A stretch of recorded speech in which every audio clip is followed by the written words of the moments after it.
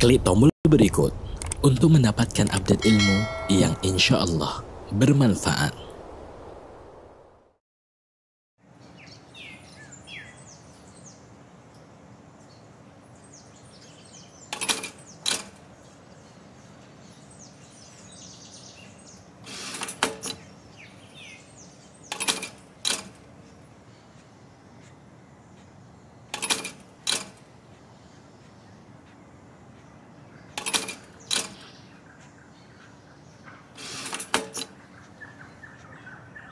Samase, it's different.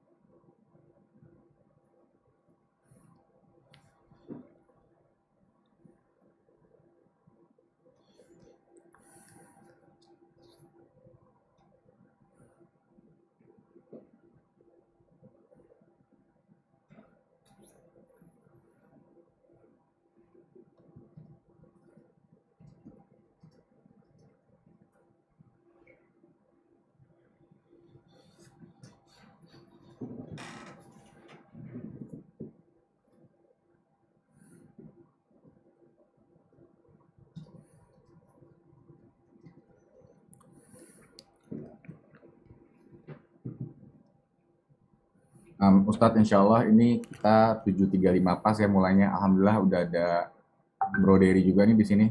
Bentar. Masih juga.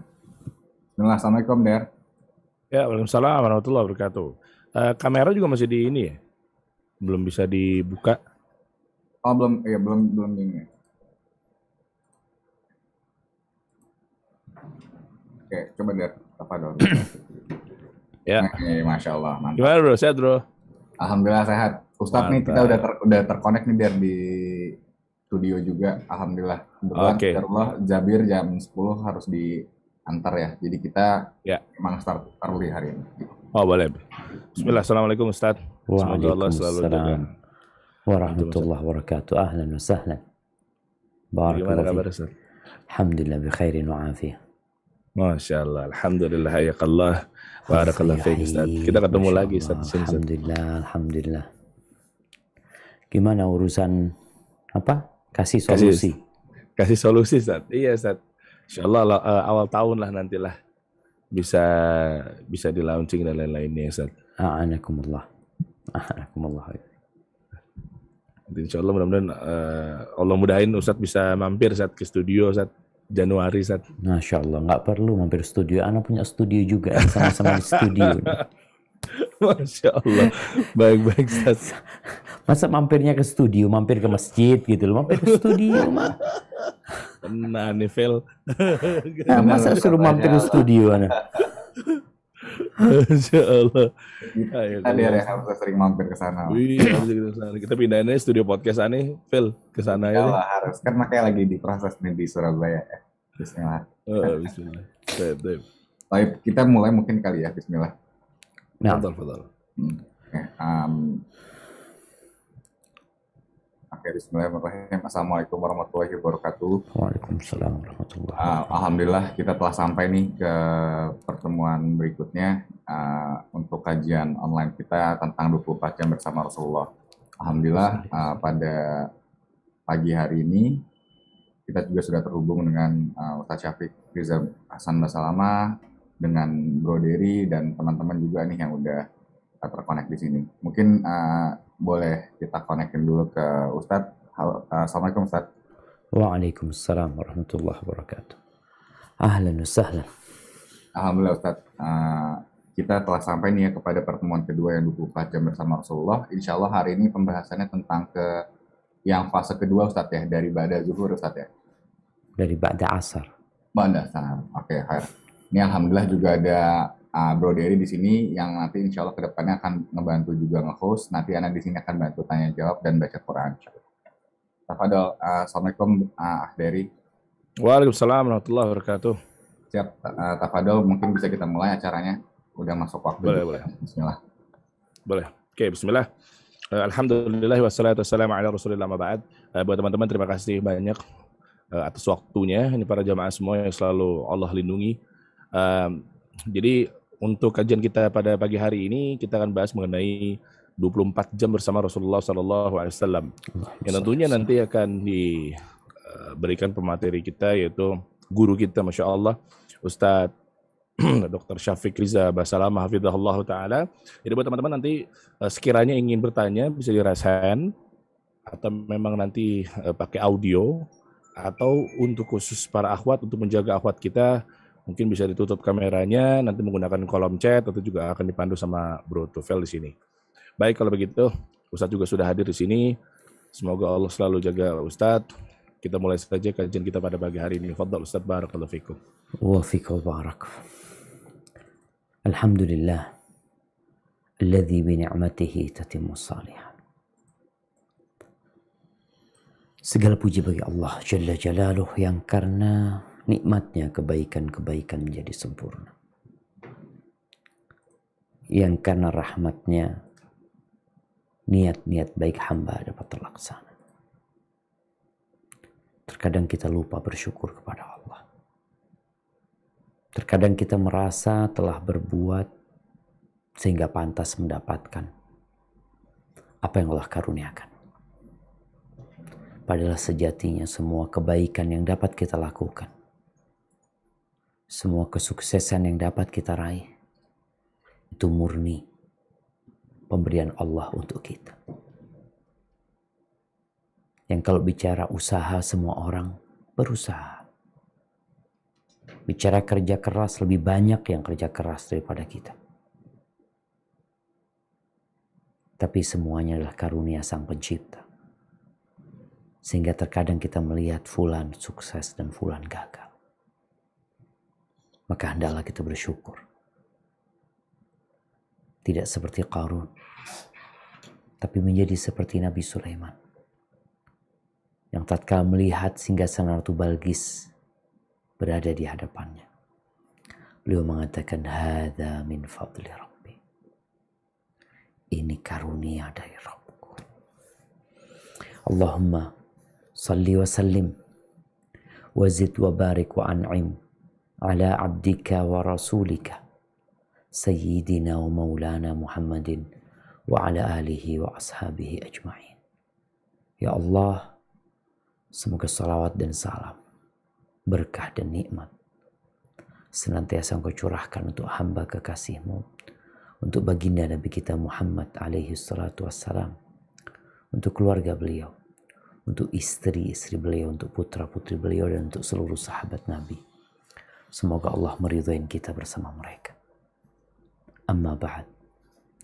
Hibbati fillah, tatkala kita berbincang tentang manusia terindah yang pernah menginjakkan kakinya di muka bumi, manusia yang paling dicintai Allah Azza wa Jalla, manusia yang diutus sebagai rahmatan lil alamin, yang terkadang sebagian umat Islam mengaku sebagai pengikut Rasul sallallahu alaihi wasallam, mengklaim dirinya follower Nabi alaihi salatu wasallam, tapi ternyata dia nggak kenal dengan Rasul sallallahu alaihi wasallam, dan dia juga tidak mengetahui aktivitas Nabi alaihi salatu wasallam. Yang kalau kita ngelihat sekarang nih, public figure dari kalangan artis umpamanya, dari kalangan olahragawan, apa sih yang disukain oleh orang-orang dari public figure itu? Ketika dia main bola, atau ketika dia berada di rumah, orang-orang lebih ingin tahu tentang kehidupan pribadi public figure ini. Makanya kadang kala heran seorang artis yang mencuci sendiri ketika pembantunya pada pulang, yang masak sendiri, itu menjadi tontonan orang banyak, dan mendapatkan like yang begitu besarnya, hanya sekedar artis itu mungkin ya masak mie goreng atau apa. Padahal kita tahu bahwa kita kelak akan dikumpulkan dengan orang yang kita cintai. Maka jangan sembarangan engkau berbagi cinta. Berikan cintamu untuk Rasul Sallallahu Alaihi Wasallam. Tapi gimana kita akan cinta kalau kita nggak kenal? Ya semuanya hanya gombal. Tatkala orang-orang berkata cinta, tapi ternyata cinta itu tidak pernah dapat dibuktikan oleh dia. Ahibati fillah, manusia yang paling pantas untuk kita contoh, untuk kita teladani adalah baginda Nabi kita Muhammad alaihi salatu wassalam. Allah berfirman di surah Al-Ahzab ayat 21. Apa kata Allah Jalla Jalaluhu? Nah, silahkan dibaca.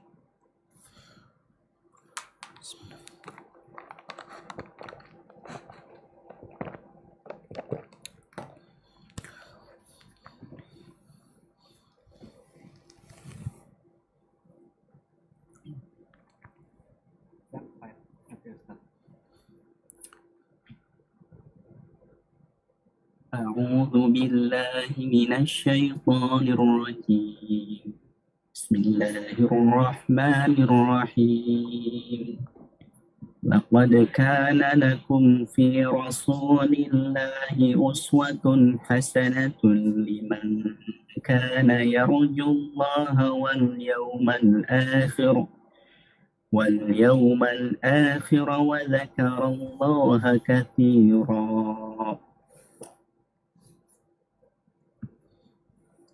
Sesungguhnya telah ada pada diri Rasulullah itu suri teladan yang baik bagimu, yaitu bagi orang yang mengharap rahmat Allah dan kedatangan hari kiamat, dan dia banyak menyebut Allah. Subhanallah. Yang dapat memetik suri tauladan ini tidak sembarang orang. Karena sebagian kita itu memandang dengan pandangan yang sinis kepada Rasul Sallallahu Alaihi Wasallam, kepada sunnah Nabi Alaihi Salatu Wassalam. Maka Allah katakan suri tauladan ini untuk siapa? Liman kana yarjullah, bagi orang yang berharap perjumpaan dengan Allah Azza wa Jalla. Wal yaumal akhir, yang ambisi orang ini adalah hari akhir. Kehidupan dunia ini kita dapat melihat orang-orang yang digadang-gadang oleh sebagian manusia sebagai public figure, sebagai idola. Semuanya akan menjadi bangkai. Mereka akan pergi meninggalkan dunia ini. Maka yang ambisinya akhirat akan mendapatkan teladan di diri Nabi SAW. Di samping itu, nih orang banyak berzikir. Ahibati fillah, kita telah membahas bagaimana Rasulullah SAW memulai harinya dengan zikrullah. Bagaimana tatkala beliau bangun dari tidurnya, apa yang beliau lakukan? Bagaimana tatkala beliau berangkat ke masjid, apa yang beliau baca ketika keluar rumah, apa yang beliau ucapkan ketika naik kendaraan, apa yang beliau lakukan sallallahu alaihi wasallam. Bagaimana beliau pulang ke rumahnya kembali, ya untuk sarapan bersama istrinya, tapi terkadang gak ada makanan di rumah Nabi SAW. Sehingga Nabi alaihi salatu wassalam mengatakan, idzan ana shaim, kalau begitu aku puasa. Beliau tidak marah. Beliau menerima takdir ilahi ini. Bagaimana beliau memanfaatkan harinya untuk memperhatikan kondisi umat setelah keluarganya. Bagaimana beliau berangkat ke pasar, sidak pasar, bagaimana beliau membesuk sahabatnya yang sakit. Ini salah satu kepedulian Rasul Sallallahu Alaihi Wasallam terhadap umatnya alaihi salatu wassalam. Belum lagi kalau ada peristiwa-peristiwa penting yang harus beliau hadirin alaihi salatu wassalam. Bagaimana beliau tidur sebelum zuhur atau setelah zuhur. Mereka istirahat. Nabi tidur alaihi salatu wassalam. Bahkan beliau mengatakan, qilu fa inna syaitan la yaqil. Kalian tidur sianglah, karena setan tuh nggak tidur siang. Terus ambisinya menyesatkan manusia. Tidur, disuruh istirahat. Dan Nabi istirahat, tapi terkadang habis sholat zuhur ada tamu yang beliau jumpai di masjid sehingga beliau nggak bisa pulang ke rumahnya. Di sini beliau kadang-kala pulang setelah sholat asar. Dan apa yang dilakukan oleh Nabi SAW setelah sholat asar sampai malam. Maka tentunya kita tahu zikir setelah asar ini yang senantiasa dibaca sama Nabi SAW. Dan beliau menganjurkan para sahabatnya untuk membaca zikir tersebut. Kita ini perlu penjagaan dari Sang Pencipta. Kita perlu perlindungan dari Allah Jalla Jalaluhu. Maka yang membaca zikir di pagi hari akan dijaga sampai sore hari. Yang membaca zikir di waktu sore maka akan dijaga sampai pagi. Orang tuh cari keselamatan. Nabi ajarkan bagaimana engkau mencari keselamatan. Beliau membaca amsayna wa amsal mulku lillah walhamdulillah la ilaha illallah wahdahu la syarika lah lahul mulku wa lahul hamdu wa huwa ala kulli syai'in qadir. Rabbi as'aluka khaira ma fi hadhihi al-laila wa khaira ma ba'daha wa a'udzu bika min syarri ma fi hadhihi al-laila wa syarri ma ba'daha. Rabbi a'udzu bika minal kasali wa su'il kibar. Rabbi a'udzu bika min adzabin finnar wa adzabin fil qabr. Beliau mengatakan, ya Allah, sore hari ini aku bisa hidup, bisa berada di kondisi seperti ini karena Engkau ya Allah. Dan semua kerajaan ini milikmu. Dan segala puji hanya milikmu. Tidak yang berhak disembah kecuali Engkau. Engkau esa, tidak sekutu bagimu. Aku memohon kebaikan malam ini dan kebaikan yang sesudahnya. Dan aku berlindung kepadamu dari keburukan malam ini dan keburukan yang sesudahnya. Aku berlindung kepadamu dari kemalasan. Beliau berlindung kemalasan. Dari umur yang sepuh, yang kemudian orang itu pikun. Dan berlindung kepada Allah dari azab neraka dan dari azab kubur. Artinya di sore hari diperbaiki lagi doanya. Diperbaiki lagi ikrarnya. Karena setan gak pernah tidur siang. Dia akan berusaha untuk menyesatkan kita di sore hari. Dan kita tahu tiada amalan yang lebih ringan, lebih indah, lebih menjaga daripada berzikir kepada Allah Azza wa Jalla. Lalu ya beliau zikirnya bisa di masjid, bisa di rumah. Kalau yang subuh beliau itu duduk di masjid. Dari sejak sholat subuh sampai matahari terbit. Kalau yang sore hari tidak disebutkan. Tapi biasanya beliau itu pulang ke rumahnya. Beliau datang ke rumah istri-istrinya satu persatu. Ana ucapkan ini kejadian setelah sholat asar karena memang disebutkan di beberapa syarah para ulama bahwa Nabi melakukan itu setelah sholat asar. Dia mengunjungi semua istrinya. Urwah ibn Zubair rahimahullahu ta'ala, dia meriwayatkan dari Aisyah radhiyallahu ta'ala anha, yabna ukhti. Aisyah mengatakan kepada Urwah ini anaknya Asma, kakaknya Aisyah, wahai keponakanku, wahai putra saudariku, kana Rasulullah sallallahu alaihi wasallam la yufaddilu ba'dana ala ba'din fil qasm. Rasulullah sallallahu alaihi wasallam itu tidak pilih kasih dalam pembagian terhadap kami. Min mukthihi indana, dari waktu tinggalnya di sisi kita. Wa kana qalla yaumun illa wa huwa yatufu alaina jami'an.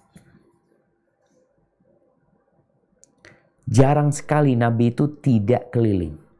Jadi hampir selalu Nabi itu setiap harinya keliling ke rumah kami semuanya. Disebutkan bahwa pada waktu itu 9 istri Nabi SAW, Nabi itu keliling. Habis sholat asar, kalau memang waktu ini seperti yang disebutkan oleh sebagian ulama, beliau berangkat ke rumah istrinya fulan, fayadnu min kulli imra'atin min ghairi masis. Beliau mendekat kepada setiap istrinya tapi tanpa menjima mereka.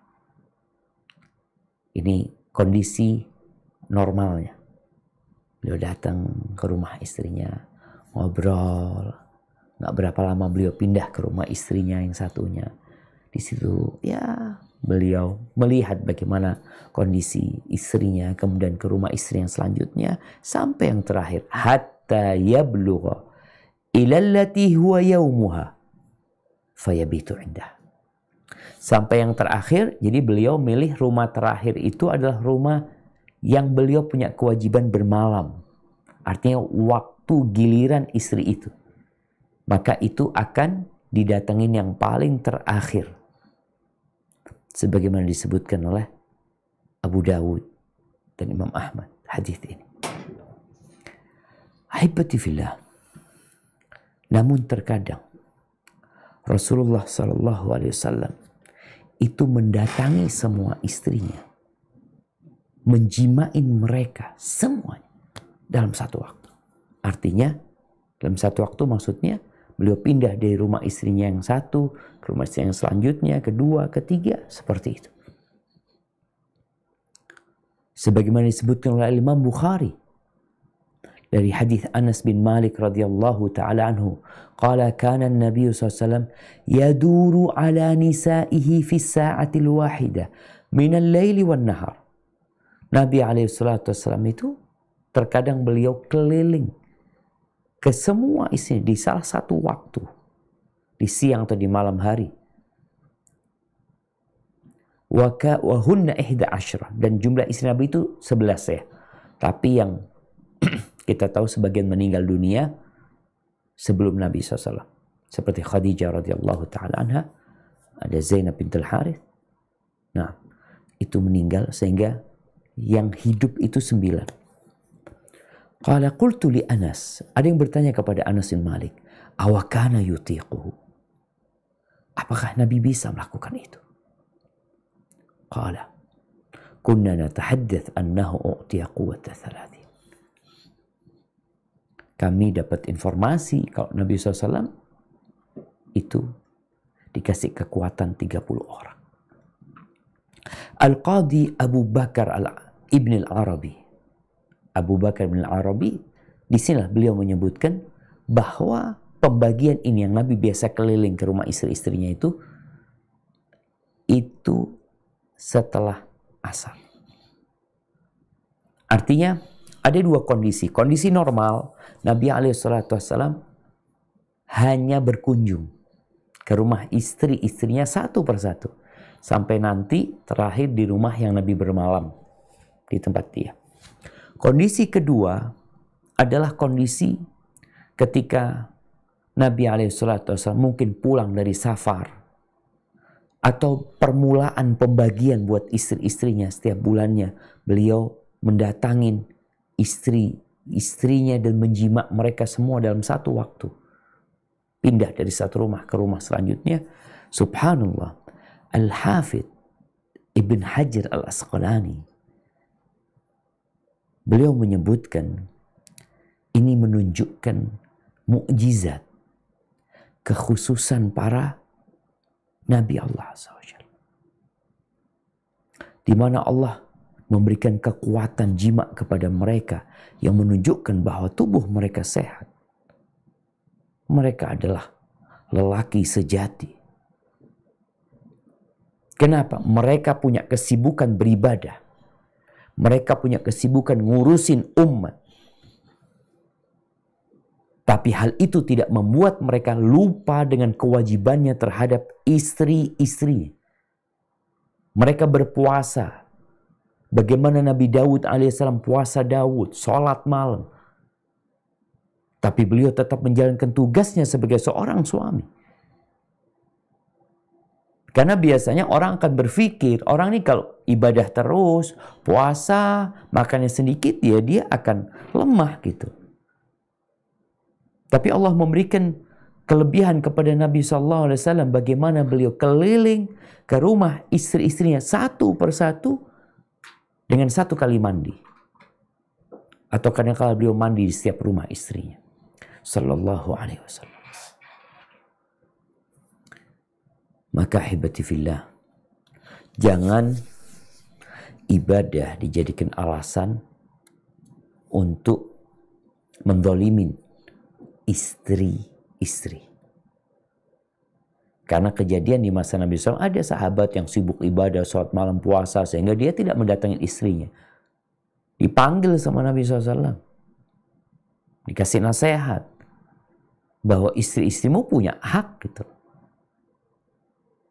Bagaimana Salman Al-Farisi radhiyallahu taala anhu tatkala berkunjung ke rumahnya Abu Darda, dia melihat istrinya Abu Darda ini dengan pakaian yang lusuh ya.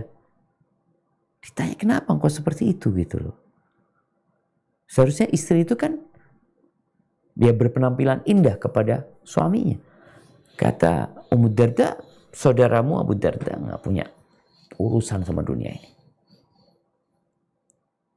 Maka dikasih nasihat oleh Salman Al-Farisi.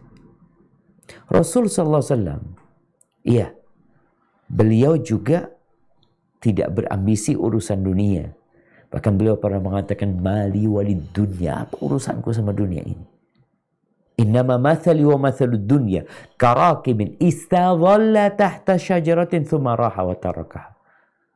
Permisalanku dengan dunia ini seperti seorang yang berjalan, naik kendaraan, kemudian bernaung di bawah sebuah pohon karena mungkin panas. Lalu setelah itu, dia pergi meninggalkannya selama-lamanya.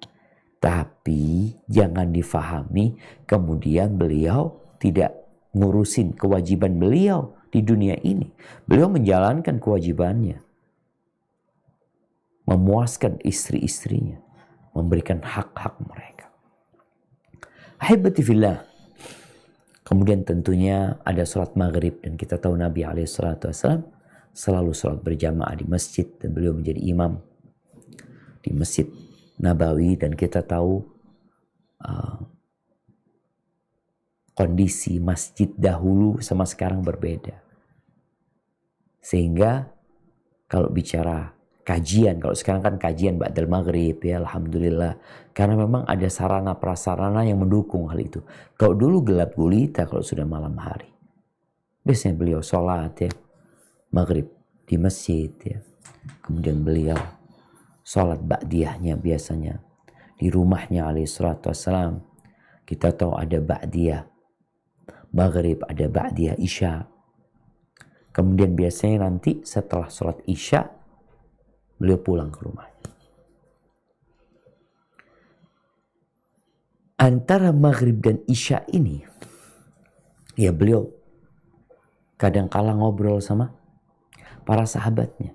Tapi beliau menyebutkan bahwasanya beliau nggak suka dengan tidur sebelum isya dan ngobrol setelah isya. Makanya terkadang Nabi SAW itu habis sholat maghrib pulang ke rumahnya dan beliau pernah tidak keluar dari rumahnya kecuali hampir tengah malam. Jadi sholat isyanya itu hampir tengah malam. Sehingga Nabi SAW melihat para sahabatnya kelelahan di masjid. Mereka nungguin Nabi SAW. Artinya sejak adzan dikumandangkan mereka datang ke masjid. Mereka nunggu Nabi untuk keluar dari rumahnya dan mengimami mereka. Dan pernah kejadian Nabi nggak keluar alaihi salatu wassalam kecuali ketika hampir tengah malam.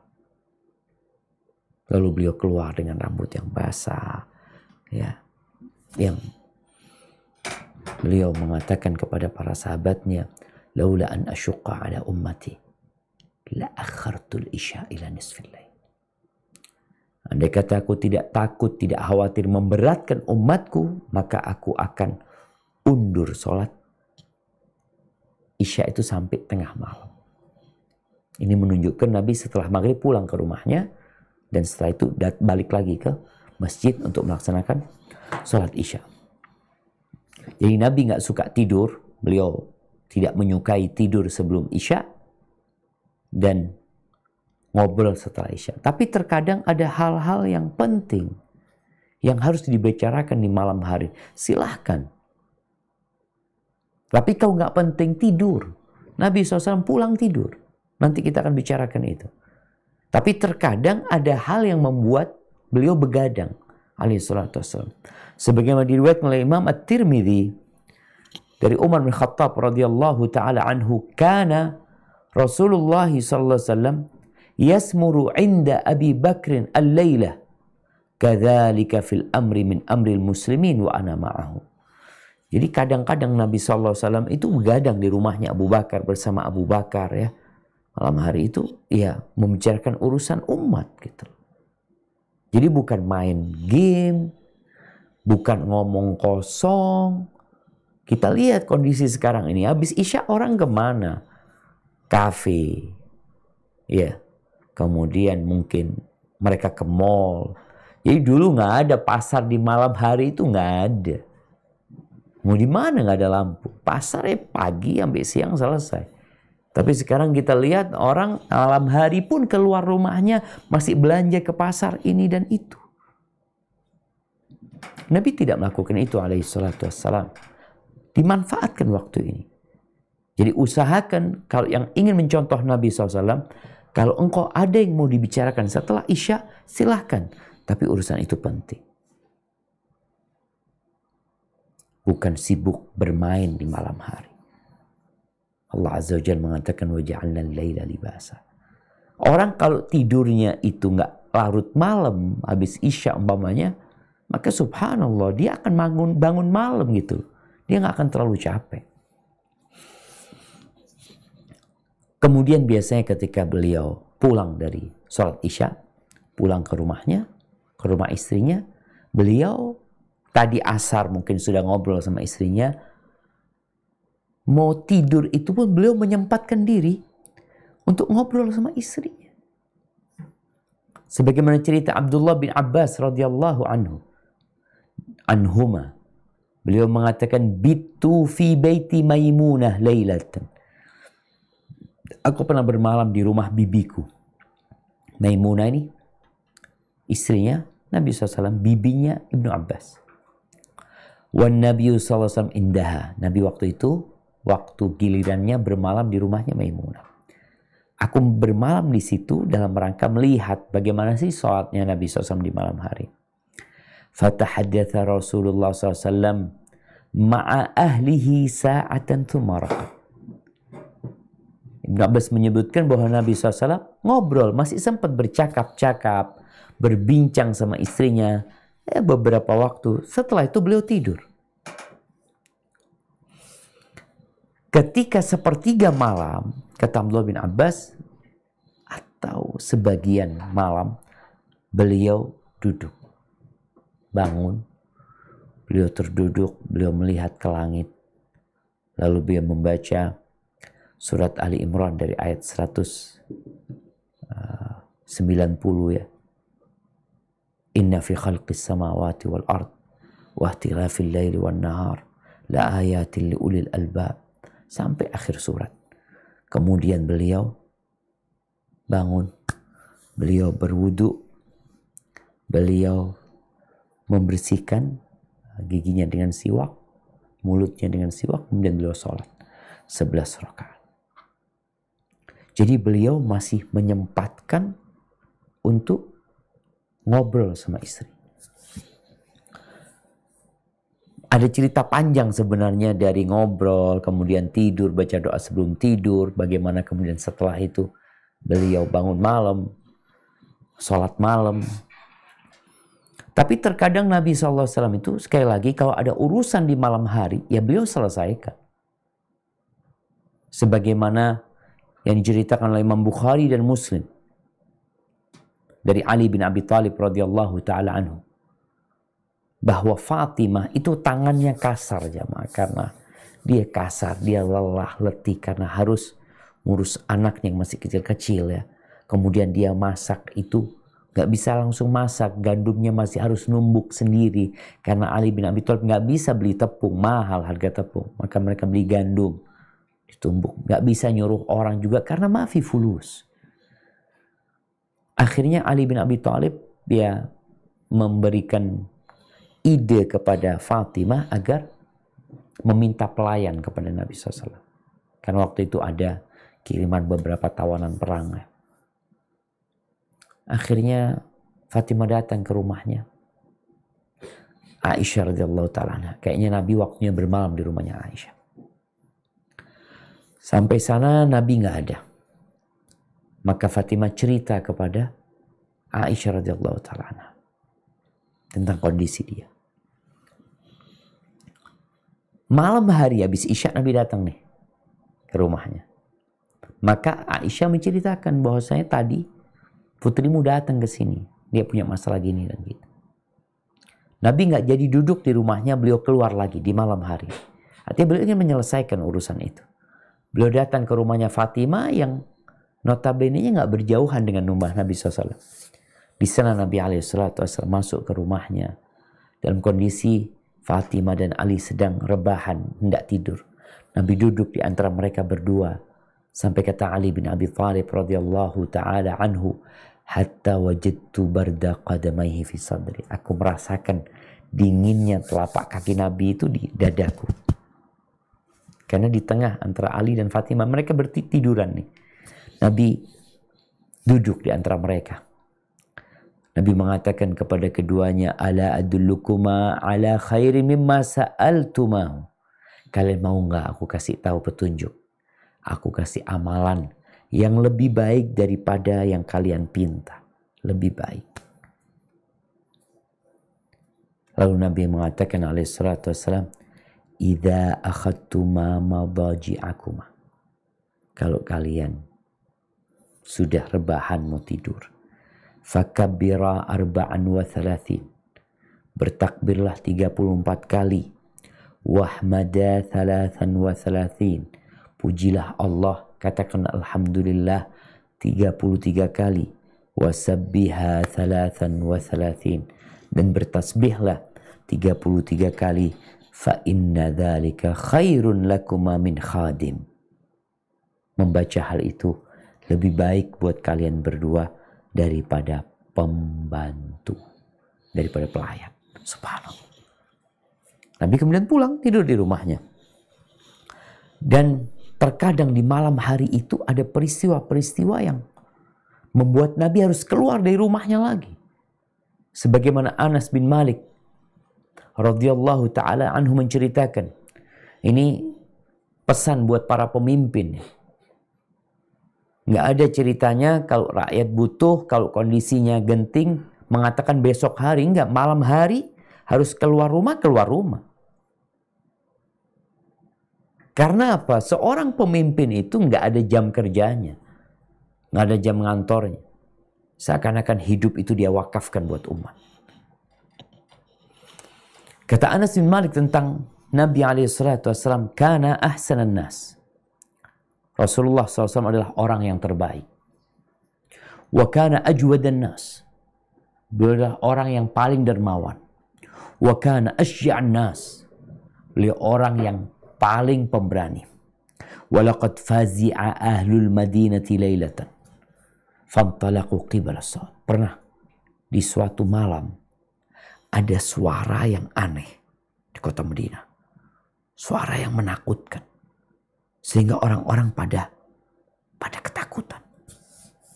Maka mereka pun keluar menuju ke sumber suara tadi.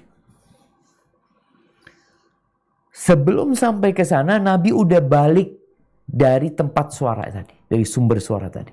Nabi udah balik. Fatalaqahum Rasulullah SAW wa qad sabaqahum ila as-saud. Wa huwa ala farasin li Abi Talha ariyin. Beliau sudah pulang dari sumber suara tersebut naik kudanya Abu Talha tanpa pelana. Ma alaihi surjun fi unuqihi sayf. Nabi bawa pedang, di lehernya digantungkan pedang. Wa huwa yaqul. Beliau berkata, ya ayuhan nas, lan tura'u. Beliau mengatakan kepada orang-orang, enggak ada apa-apa, enggak usah takut, pulang kalian semua. Enggak ada apa-apa. Nih, di tengah malam Nabi hadir untuk umatnya. Beliau mengatakan, udah enggak ada masalah, kalian pulanglah. Kemudian beliau mengatakan tentang kudanya Abu Talha, wajadnahu bahran au innahu la bahr. Oh, kudanya Abu Talha ini ternyata kenceng larinya. Karena sebelumnya dikatakan kuda itu sakit gitu, nggak bisa lari. Tapi ini barokahnya Nabi SAW. Ditunggangin Nabi SAW jadi kenceng tuh kudanya. Ini disebut oleh Ibnu Majah. Ahibati fillah. Itu kondisi-kondisi nggak normal. Tapi anak ingin menyebutkan bahwa Rasulullah SAW selalu hadir untuk keluarganya, untuk istri-istrinya, anak-anaknya, dan untuk umat gitu. Beliau tidak memikirkan diri sendiri. Beliau memikirkan bagaimana umatnya selamat dari api neraka. Apa kita nggak cinta sama Rasulullah SAW? Dan kalau beliau tidur, ya bagaimana beliau berwudu sebelum tidur. Beliau membersihkan ranjangnya ya, digebasin nggak banyak orang. Kemudian beliau berzikir, mengingat Allah dan berdoa. Lalu beliau tidur, miring ke kanan. Al-Bara' bin Azib radhiyallahu anhu meriwayatkan sebuah hadis. Qala Nabi sallallahu alaihi wasallam, Nabi alaihi salatu wasallam bersabda, "Idza ataita madja'aka fatawadda wudu'aka lis-shalah." Kalau engkau mendatangi tempat tidurmu, maka wuduklah seperti wuduk untuk sholat. Nih, supaya kita tahu kalau ada pendidikan yang diberikan kepada anak-anak kita di sekolahan, sebelum tidur itu gosok gigi, cuci tangan, cuci kaki. Islam lebih dari itu. Islam mengemas kebersihan itu sebagai sebuah ibadah. Ibadah lahir dan batin. Sampai sebelum tidur pun, beliau mengajarkan kepada para sahabatnya, dan beliau melakukan itu tentunya. Wuduklah seperti wuduk orang mau sholat.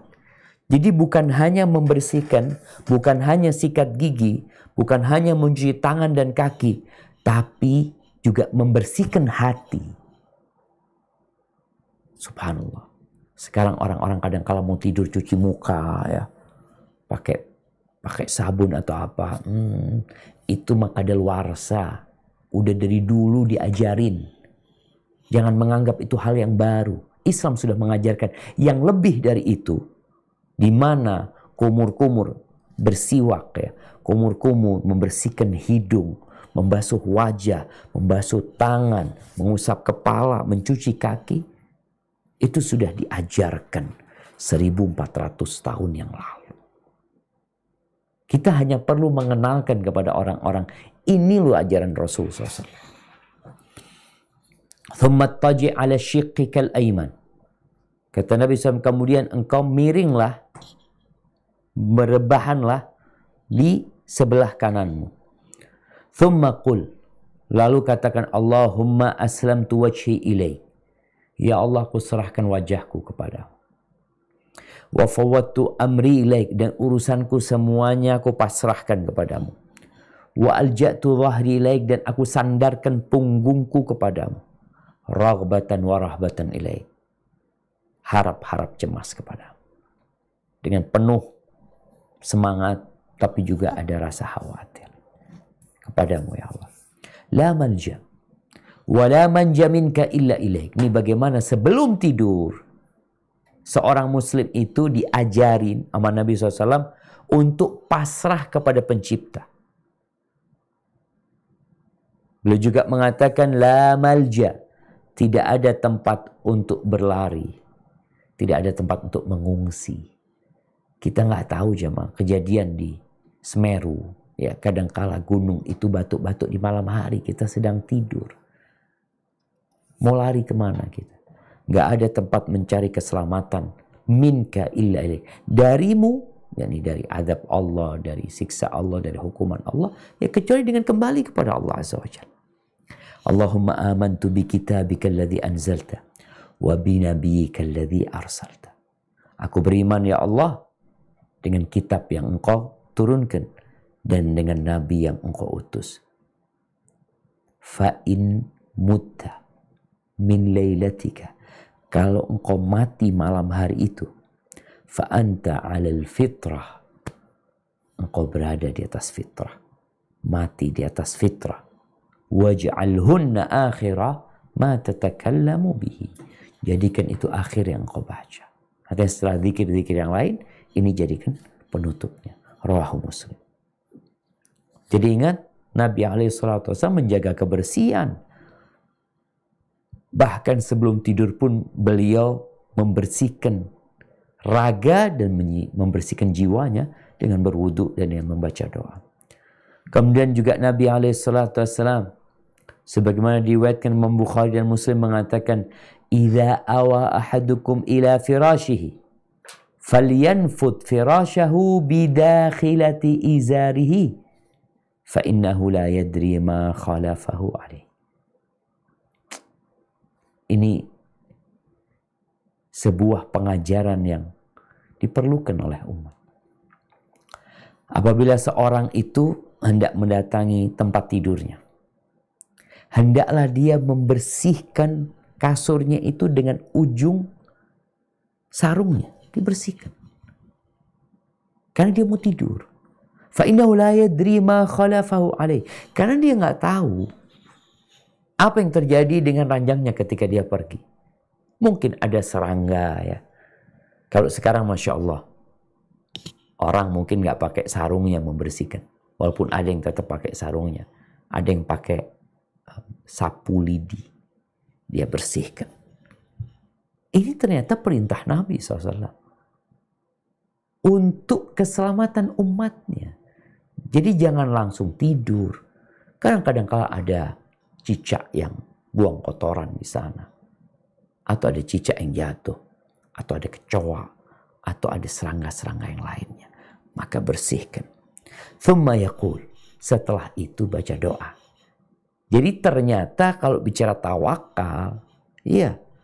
Tawakal itu amalan hati. Hati kita bergantung sama Allah. Tapi tetap ada usaha yang dilakukan. Nabi SAW mengajarkan itu. Setelah membersihkan tempat tidurnya, hendaklah dia berdoa. Bismika Rabbi wada'tu jambi. Wabika arfa. Dengan namamu wahai Rabbku, aku meletakkan lambungku. Dan dengan namamu pula aku mengangkatnya. In amsakta nafsi farhamha. Kalau engkau pegang jiwaku, kasihi dia ya Allah. Wa in arsaltaha fahfadha bima tahfadhu bihi ibadaka salih. Tapi kalau jiwaku engkau kirimkan lagi, kan ada orang yang tidur dicabut nyawanya, meninggal dunia. Tapi ada orang yang masih dilepaskan lagi ruhnya sehingga balik ke jasadnya, maka jagalah dengan penjagaan yang engkau jaga orang-orang yang saleh. Ahibati fillah. Beginilah.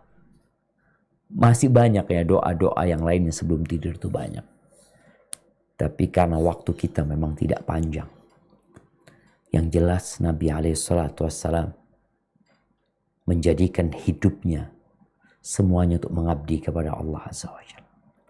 Inna salati wa nusuki wa mahyaya wa mamati lillahi rabbil alamin. Sesungguhnya salatku, sesungguhnya peribadatanku, sesembelihanku, hidup dan matiku adalah lillah, adalah milik Allah Rabbul Alamin. Beliau memulai semua aktivitasnya dengan zikir. Dan beliau menutup dengan zikir. Di sela-sela antara dua zikir ini dipenuhi dengan amalan-amalan yang bermanfaat buat umatnya, bermanfaat buat orang lain, dan bermanfaat untuk diri yang melakukannya. Ahibati fillah. Nabi bergaul dengan manusia. Tapi beliau juga tahu kapan ngobrol sama mereka, kapan duduk sama mereka, dan apa yang dibicarakan. Maka yang ingin mencontoh Nabi SAW, berusahalah untuk memulai harimu dengan berzikir dan menutup dengan zikir. Dan di sela-sela itu perbanyak zikir. Nabi SAW kadang-kala sekali duduk bersama sahabatnya, beliau membaca Rabbighfirli wa tub alayya innaka antat tawwabur rahim 100 marrah. 100 kali beliau kadang-kala sekali duduk dengan sahabatnya. Kemudian bangun malam. Karena Nabi SAW selalu bangun malam. Beliau memberikan arahan kalau ada yang nggak bisa sholat malam, artinya sholat tahajud setelah bangun tidur, maka sholatlah sebelum tidur. Sholat witir nih. Bagaimana nasihat Nabi kepada Abu Hurairah sallallahu ala nabiyina wasallam wa radhiyallahu ta'ala an Abi Hurairah, mengajarkan untuk tidak tidur kecuali setelah sholat witir. Kemudian ya zikir pagi dan petang selalu dijaga. Salat duha, salat-salat sunnah yang lainnya. Kemudian yang ketiga, berusaha untuk menjaga salat berjamaah di masjid. Berusaha 5 waktu di masjid. Ya, tergantung kondisi kita. Kalau memang di kantor ya salat berjamaah tetap di kantor. Tapi yang di rumah berusaha untuk salat di masjid. Kemudian ya, isi harimu dengan yang bermanfaat buat diri kita dan buat keluarga kita. Berusaha untuk melayani mereka, membantu mereka. Sebagaimana Nabi SAW melakukan itu. Artinya selain mengais rezeki, jangan lupa ya untuk membantu urusan rumah tangga, bermain sama anaknya, juga mendidik anaknya. Kemudian yang kelima, bergaulah dengan masyarakat. Jadi jangan berpikir kalau kita beribadah itu berarti kita menjadi orang yang tertutup. Enggak, Nabi bergaul dengan para sahabatnya. Beliau datang menziarahin para sahabatnya. Kadang-kadang diminta untuk datang, diundang, Nabi datang. Ada yang sakit, Nabi membesuk mereka. Ada yang meninggal dunia, Nabi SAW mensolati dan mengantarkan ke kuburan. Dan ajaklah manusia ke jalan Allah Azza wa Jalla dengan mencontoh Rasul SAW. Dan setiap muslim yang menjadi pengikut Nabi SAW, engkau harus hidup bersama umat Islam. Memikirkan mereka. Bersedih dengan kesedihan mereka. Bergembira dengan kegembiraan mereka. Nabi SAW berpesan kepada para sahabatnya ketika beliau memberikan wasiat, liyuballighi syahid minkumul ghaib. Yang hadir, sampaikan kepada yang tidak hadir. Hari ini, yang hadir hari ini, sampaikan kepada yang tidak hadir. Ahibati fillah, khairul hadi Muhammadin SAW. Sebaik-baiknya petunjuk adalah petunjuk Nabi kita Muhammad alaihi salatu wassalam. Dan beliau memberikan arahan kepada kita. Ini masalah kuliner, masalah makan ya. Supaya kita kepingin contoh Nabi seperti apa sih makannya umpamanya. Kita udah singgung bahwasanya pada masa itu mungkin tidak seperti sekarang ya. Ada makan 3 kali, sarapan, makan siang, makan malam ya. Tapi yang banyak itu mungkin 2 kali makan. Pagi dan sore mereka makannya. Tapi kadang-kala juga ada yang makan di malam hari kalau memang ada tamu. Rasulullah SAW mengatakan, ma mala'a adamiyun wi'aan syarran min batan. Tidak ada wadah yang diisi oleh manusia yang lebih buruk daripada perut. Bihasabi min Adam akalat aw luqaymat yuqimna biha sulbah. Cukup kalau mau makan itu makan yang membuat punggung itu tegak. Kalau makanan itu halal, berkah insya Allah. Tapi kadang-kala orang kepingin makan enak, oke. Kata Nabi SAW, fa in kana la budda la mahala. Tapi kalau harus makan, artinya bukan hanya untuk agar punggungnya tegak ya, tapi dia ingin menikmati makanan tersebut. Kata Nabi SAW, arahannya fa thuluthun li ta'amihi wa thuluthun li syarabihi wa thuluthun li nafasi. Maka sepertiga buat makan, sepertiga buat minum, sepertiga buat nafas. Seperti itu gaya hidup Nabi SAW. Nabi sih yang pertama ya. Tapi kalau ada orang yang mungkin mau makan enak silahkan. Tapi tetap jangan berlebih-lebihan. Sehingga jamaah kita lihat di malam hari ya. Orang itu keluar rumahnya. Makan di warung sana. Makan di rumah makan sana. Karena kalau makan di tempat yang jauh. Hanya untuk memuaskan perutnya. Dan dia malam hari nggak bisa sholat malam. Seharusnya kalau makannya enak. Ya malam hari itu bisa lebih kuat untuk bangun malam. Tapi sebagian kita malah tidak bangun kecuali ketika adzan subuh. Barakallahu fiik. Itu mungkin yang dapat Anda sampaikan pada kesempatan kali ini. Kurang lebihnya mohon maaf. Mungkin kita masuk ke sesi tanya jawab. Anda kembalikan ke moderator. Jazakumullah khair. Jazakumullah khair Ustaz. Masya Allah pembahasannya pada pagi hari ini mungkin detail ya. Kita tentang seperti apa harusnya sesuai dengan Rasulullah. Dan ternyata jauh lebih deep dibanding yang kita pernah catat. Ini ada beberapa pertanyaan, mungkin yang pertama dibacakan yang berkaitan dengan kajian dulu. Pertanyaan pertama, ada pertanyaan dari Mas Afi dari tim Hijrah Baik dan Alami. Ini, Assalamualaikum warahmatullahi wabarakatuh, izin bertanya Ustadz. Waalaikumsalam warahmatullahi wabarakatuh. Apakah bersiwak bisa disamakan dengan sikat gigi? Yang pertama itu. Yang kedua, ketika membersihkan tempat tidur, apakah yang dibaca Bismillah, Allahu Akbar atau ta'awudz gitu Ustaz? Dan bolehkah kita naik ke tempat tidur sebelum dibersihkan untuk mengambil satu widi? Dan yang terakhir, bolehkah membiasakan sholat witir sebelum tidur untuk mengikuti hadis yang diriwayatkan oleh Abu Hurairah radhiyallahu anhu? Terima kasih Ustaz. Barakallahu fiik. Assalamualaikum. Masya Allah. Barakallahu fiik. Iya, di sini ada 3 pertanyaan ya.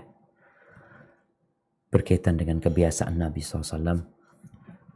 Yang pertama berkaitan dengan siwak. Apakah dapat digantikan oleh sikat gigi? Ya, mungkin sebagian tugas siwak itu bisa digantikan dengan sikat gigi. Tapi tidak semuanya.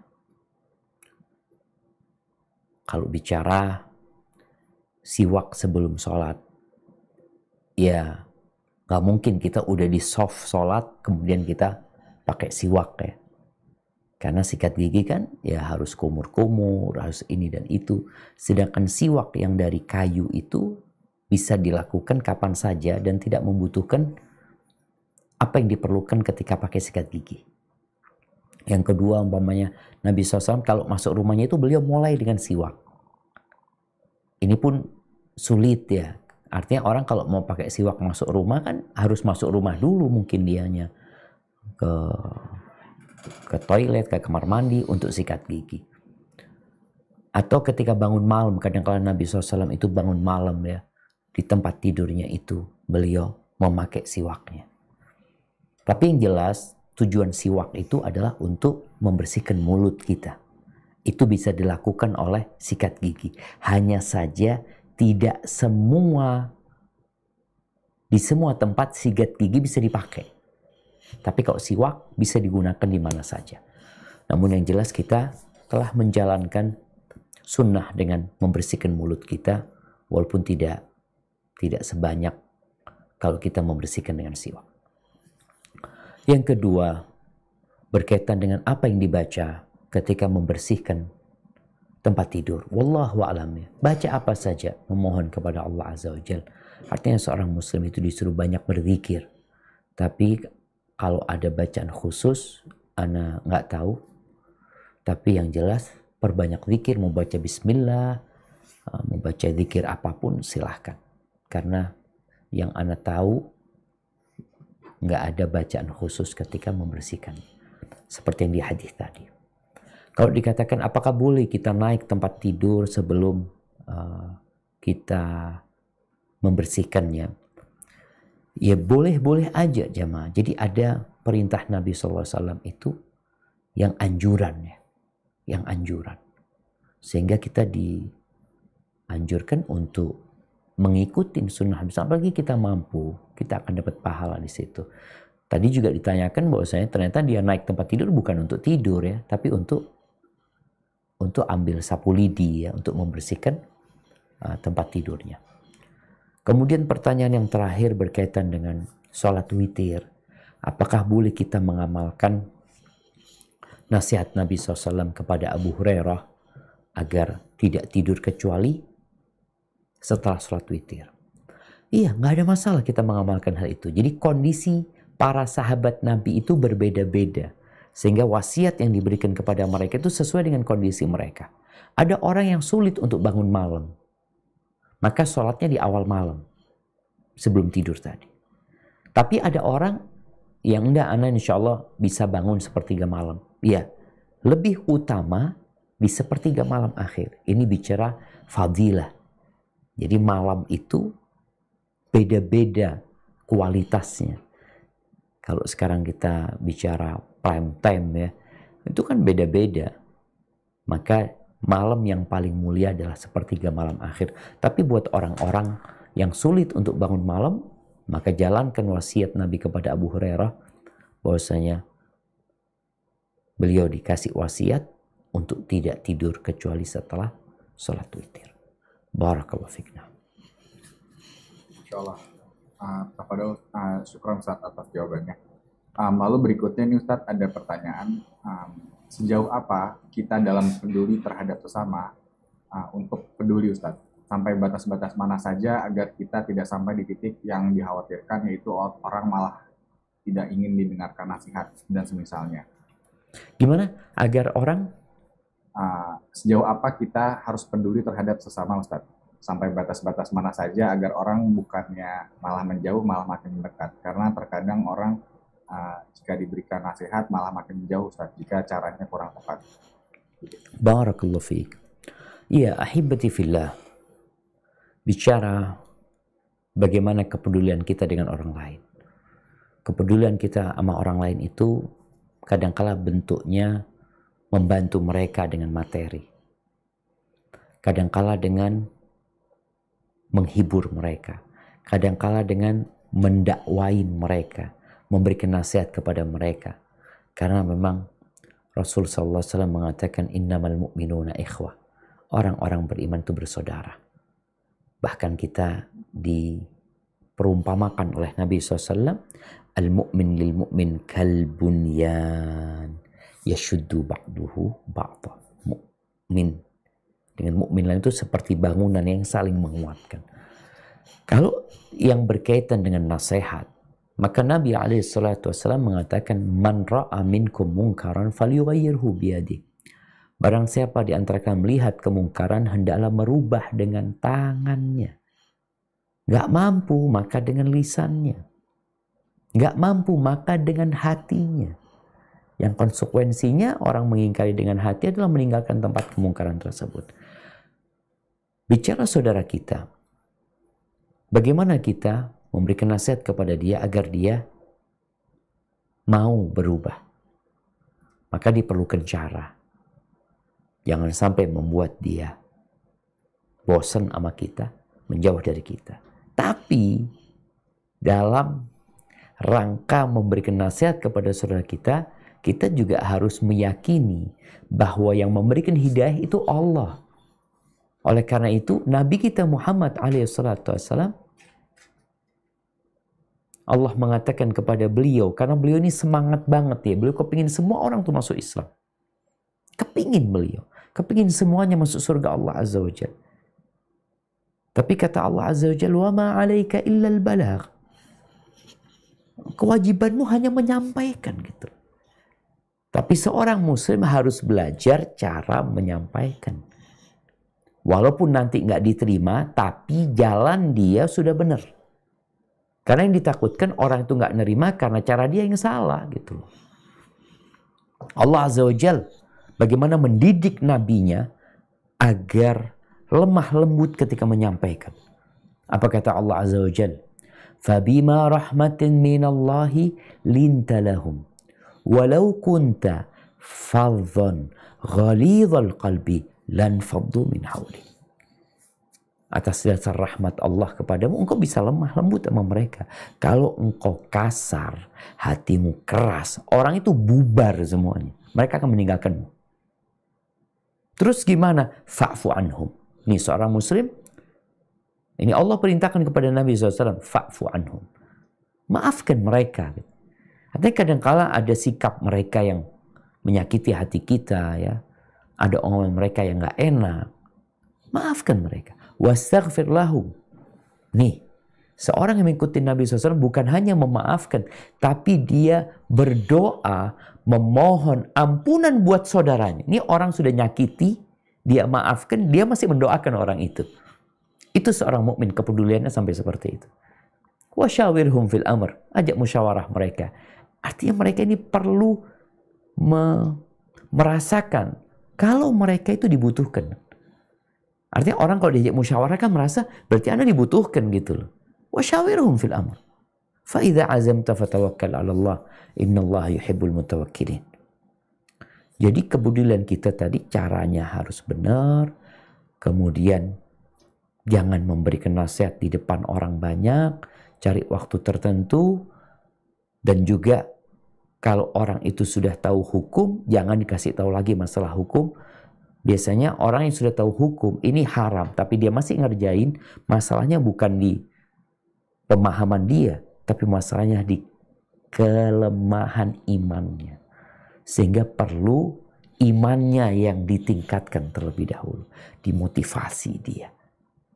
Sehingga dia dapat meninggalkan yang dilarang dan menjalankan perintah Allah Azza wa Jalla. Tapi jangan lupa untuk mendoakan saudara kita dan harus pandai-pandai. Jangan menyebabkan dia bosan. Tapi terkadang semua sudah dilakukan, tapi dia menjauh.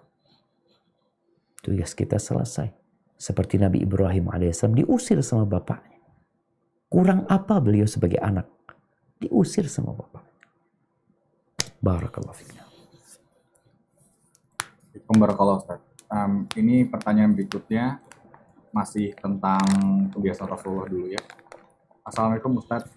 Apakah melaksanakan sholat witir boleh langsung dikerjakan setelah sholat isya berjamaah dan ba'diyah isya? Naam, barakallahu fiik.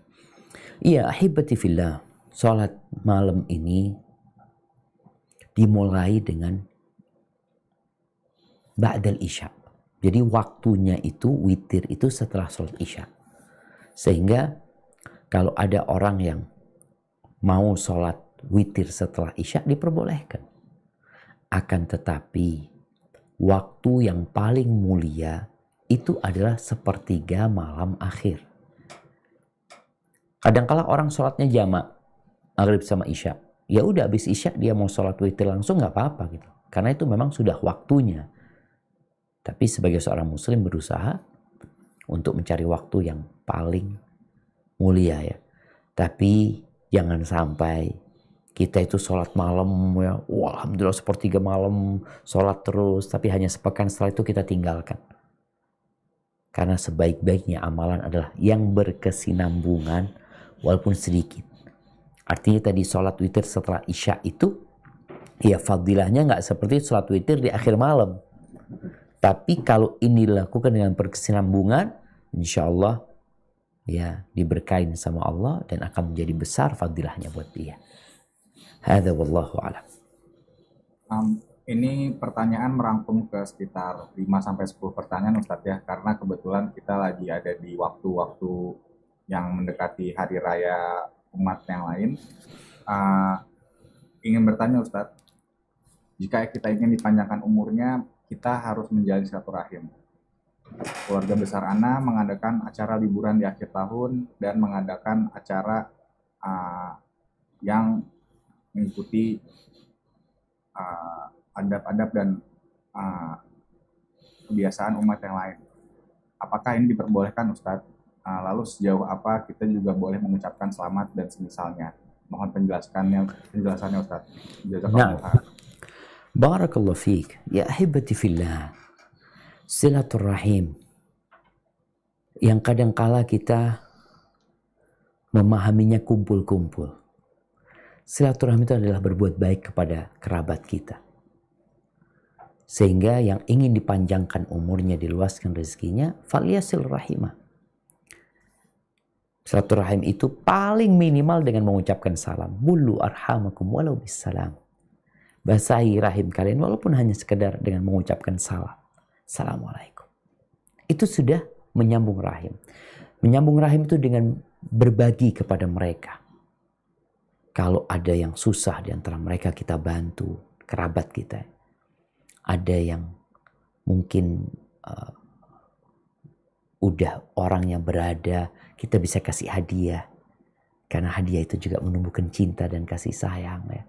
Kemudian mereka punya acara, kita datang kepada acara mereka.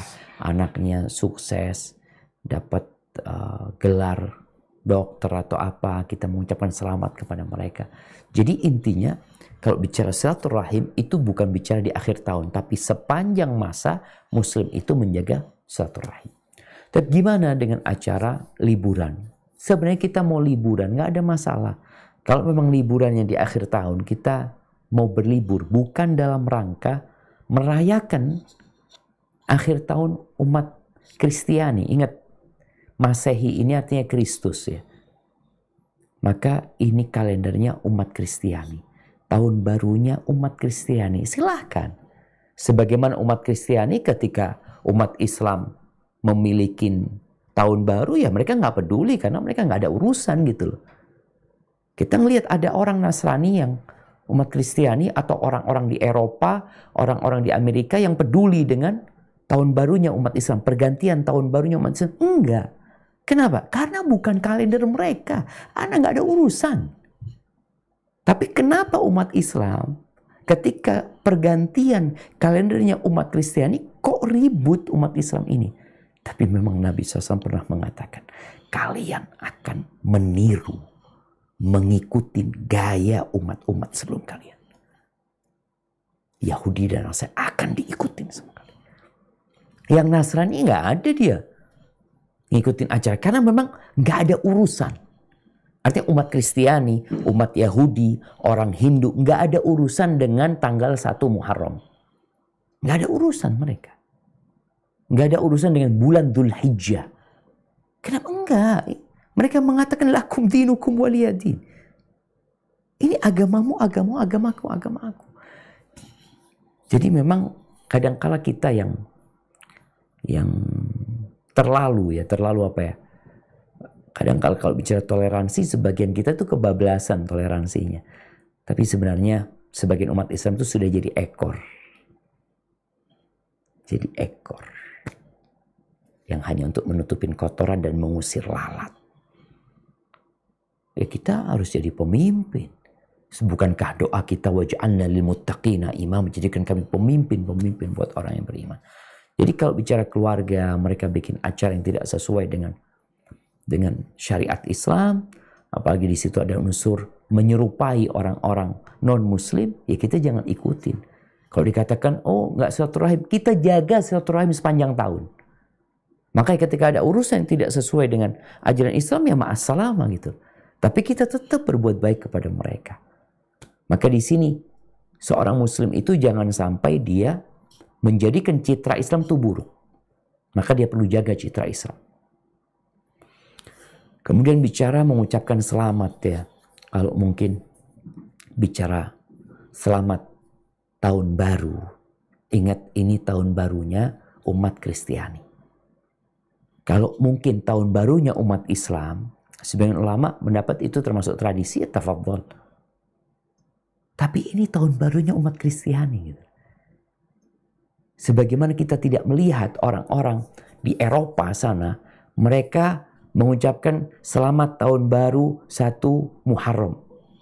Dapat yang seperti itu? Enggak ada. Dan umat Islam juga enggak merayakan tahun baru umat Islam. Tapi ada pergantian tahun itu ada gitu loh. Di dalam umat Islam itu ada. Maka apalagi kalau bicara mengucapkan selamat Natal. Lakum dinukum waliyadin. Jadi batasan-batasan agama Kita jaga, kita berbuat baik kepada non-muslim, kita jaga keamanan, ya, perdamaian, stabilitas, tanpa mengganggu. Itu yang dilakukan. Dan jamaah rahimakumullah, ana sering ingatkan, kita ini kadangkala sok paling toleransi. Jangan jadi orang yang sombong. Jangan. Sombong itu menolak kebenaran dan meremehkan orang. Engkau coba baca bagaimana Rasulullah SAW. Oh, Rasulullah kan gak hidup sama non-muslim. Kata siapa? Nabi itu hidup di kota Madinah bersama orang-orang Yahudi, bukan Nasrani. Yang Allah sebutkan bagaimana kebencian Yahudi ini. Beliau hidup bersama mereka, damai hidup bersama mereka, menjaga hak-hak mereka. Tapi mereka yang berkhianat. Barakallahu fikum. Kayaknya kita ke pertanyaan terakhir, Akhtufen. Soalnya kayaknya anak takut telat ini mengantar Jabir ya. Oke. Nah. Pak Ustadz, mungkin ini biar interaktif. Pertanyaan terakhir mungkin dari teman-teman yang ada di Zoom ya. Ini ada Mas Bayu Rafeli. Tafadol Mas Bayu, silakan.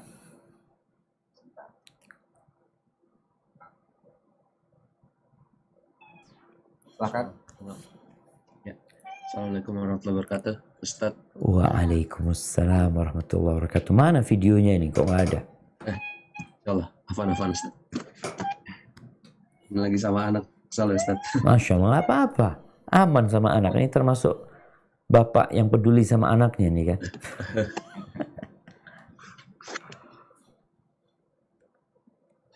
Assalamualaikum Ustadz. Waalaikumsalam warahmatullahi wabarakatuh. Ahlan wa sahlan, tafadhal. Syukran Ustadz. Anda pengen bertanya Ustadz.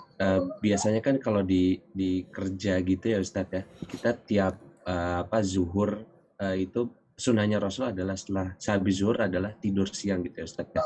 Tapi terkadang kita ketika bekerja itu habis sholat zuhur kita makan lanjut kerja lagi Ustadz. Nah gimana caranya kita bisa tetap istiqomah gitu ya sesuai dengan sunnah? Waktu istirahatnya berapa lama? Sekitar 1 jam sih Ustadz. Baik, sholatnya berapa menit? 10 menit Ustadz. Makannya berapa menit? 5 menit Ustadz. Ada waktu. Jadi masalah orang itu makannya kepanjangan.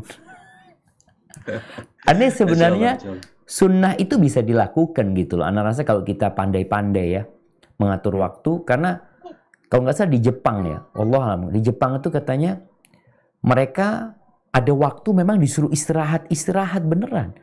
Sampai dimatikan lampunya ya. Nggak orang-orang itu tidur gitu loh, istirahat. Karena kalau bicara tidur dengan lampu yang terang ya, memang sulit orang itu akan tidur. Kalaupun tidur biasanya nggak dalam tidurnya seperti itu. Jadi ana rasa Mas Bayu masih bisa ya mengamalkan sunnah ini, bisa. Karena tadi kalau waktu istirahatnya 1 jam, sholatnya 10 menit, anggap sama wudhu sama ininya 20 menit, makannya 10 menit, ada waktu 30 menit. Terus terang aneh ini kadang kala, Mas Bayu, kalau kajian habis luhur, Anda tuh sempatkan tidur. Walaupun cuma 10 menit kadang kala. Anda pasang alarm, tapi bangunnya itu jadi seger gitu loh. Dan ala bisa karena biasa lah Mas Bayu. Kayaknya perlu mulai dibiasakan. Insya Allah. Bisa jadi masukan Ustadz, biar tambah waktu istirahatnya nih. Nggak perlu ditambah. Akhirnya tambah panjang tidurnya. Jadi tinggal di apa ya? Dipadetin aja. Soalnya kadang-kala mereka istirahatnya ngobrol ini itu sehingga jangan lama-lama tidurnya, 15 menit cukup insyaallah. Masya Allah. Barakallahu fikum. Jazakallah khair Ustaz atas jawabannya Ustaz. Nah, hayakumullah. Nah, mana kembalikan ke Akhtufail. Ana ini takut telat aja mau nganter anak. Soalnya masih harus ngangkut-ngangkut barang ya. Baik, jazakumullah khair. Ana kembalikan ke Akhtufail. Semoga kita bisa lanjutkan pada pertemuan yang akan datang. Alhamdulillah Ustaz. Terima kasih banyak nih atas waktunya. Ini mungkin Bro Dery ada di sana, Bro Dery. Assalamualaikum. Ya, waalaikumsalam warahmatullah. Aman bro, nyimak, Masya Allah. Alhamdulillah, Masya Allah ya. Tafadol Der, gimana nih? Ya, syukran sekali lagi buat Ustadz Syafiq Riza Basalam hafizahullah taala atas materinya. Buat teman-teman juga nih, buat Alami Group juga pada muncul di sini ya. Masya Allah, ada BMB ya di sini katanya ya. Masya Allah, betul ada. Baik, kalau gitu. Berhubung Ustadz juga mau ngantar Jabir ya Ustadz ya? Ya, Ustadz juga. Baik, kalau begitu. Ya, langsung saja mungkin kita tutup dengan kafaratul majelis kajian kita pada pagi menjelang siang ini, karena memang Ustadz juga harus ada keperluan mendadak juga gitu kan, terkait keluarga beliau. Baik, kalau gitu terima kasih teman-teman semua. Jazakumullah khair, barakallahu fiik. Subhanakallahumma bihamdik, asyhadu an la ilaha illa anta, astaghfiruka wa atubu ilaik. Assalamualaikum warahmatullahi wabarakatuh. Waalaikumsalam.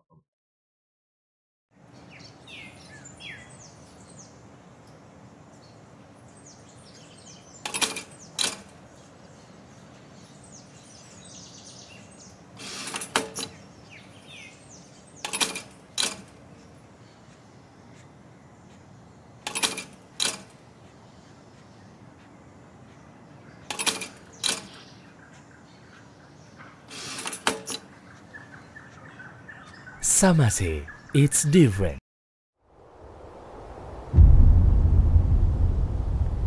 Klik tombol berikut untuk mendapatkan update ilmu yang insya Allah bermanfaat.